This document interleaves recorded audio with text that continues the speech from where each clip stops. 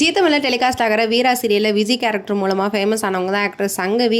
இன்ஸ்டாகிராமில் ஒரு story share பண்ணியிருந்திருக்காங்க. அந்த ஸ்டோரியில் ரொம்பவே டீப்பான ஒரு உண்மையும் சொல்லியிருந்திருக்காங்க. அவங்க அந்த ஸ்டோரியில் என்ன சொல்லியிருந்திருக்காங்கன்னா, ஒரு ஆர்டிஸ்ட்டு ஆர்ட்டை உருவாக்குறதுக்கு முன்னாடி அவங்க அதில் சர்வை பண்ணுறது தான் முதல் போராட்டமே அவங்களுக்கு. ஸ்ட்ரீட்டில் ஹசில் பண்ணுற வாழ்க்கையும் சரி, ஃபேமிலி ஃபங்க்ஷனை மிஸ் பண்ணுற நேரங்களும் சரி, பர்சனல் லைஃப்பை சாக்ரிஃபைஸ் பண்ணுற சூழ்நிலைகளும் சரி, எல்லாமே ஒரு ஆர்டிஸ்ட்டுக்கு வந்து இருக்குது. ஆனால் கேமரா ஆன் ஆனவுடனே அவங்களோட அழகான சிரிப்பு மட்டும்தான் நம்ம எல்லாருமே பார்த்துருக்கிறோம். ஹீரோக்கு கிளாப் எல்லாமே கிடைக்கும், ஆனா வில்லன் கேரக்டர் தான் மக்களோட மனசுல வந்து எப்பயுமே பதிஞ்சு இருக்கும். அதாவது ரோல் எதுவா இருந்தாலும் ஒரு ஆர்டிஸ்ட் அவங்களோட முழு மனசையுமே அதுல ஊற்றுறாங்க. அதாவது இது ரெண்டுக்குமே டிஃபரன்ஸ். இந்த ஸ்டோரியில அவங்க ஒரு நேச்சுரலான லுக்ல இருக்காங்க, மேக்கப் இல்லாம ஒரு ராவான ஃபேஸும் காட்டியிருந்திருக்காங்க. இது வந்து என்ன சொல்லுதுன்னா, ஒரு கிளாமருக்கு பின்னாடி இருக்க ரியல் ஃபேஸ் தான் அவங்க வந்து ஷேர் பண்ணியிருந்திருக்காங்க. ஒரு ஆர்டிஸ்டோட லைஃப்ல ஸ்கிரீன்ல நாம நினைக்கிற மாதிரி எதுவுமே ஈஸி கிடையாது. அவங்க ஒரு கைத்தட்டுக்காக மட்டும் வேலை செய்யல, இம்பாக்டை கிரியேட் பண்ணணுங்கிறதுக்காக தான் அவங்க அவ்வளோ தூரம் வந்து ஆக்ட் பண்றாங்க. நம்ம நெக்ஸ்ட் டைம் ஒரு சீன் பார்த்து கிளாப் அடிக்கிறப்ப அதுக்கு பின்னாடி இருக்க ஒவ்வொரு சாக்ரிஃபைஸுமே நினைச்சுக்கணும். ஏன்னா ஆர்டிஸ்ட் அப்படிங்கிறவங்க ஒரு ஆர்ட்டை மட்டும் கிரியேட் பண்ணல, அவங்களோட வழியையும் அதுல சேர்த்து தான் கிரியேட் பண்ணியிருந்திருக்காங்க. ஸோ சங்கவி ஷேர் பண்ண இந்த ஸ்டோரியை பத்தி உங்களுடைய கருத்துக்களை கமெண்ட் செக்ஷன்ல கமெண்ட் பண்ணுங்க.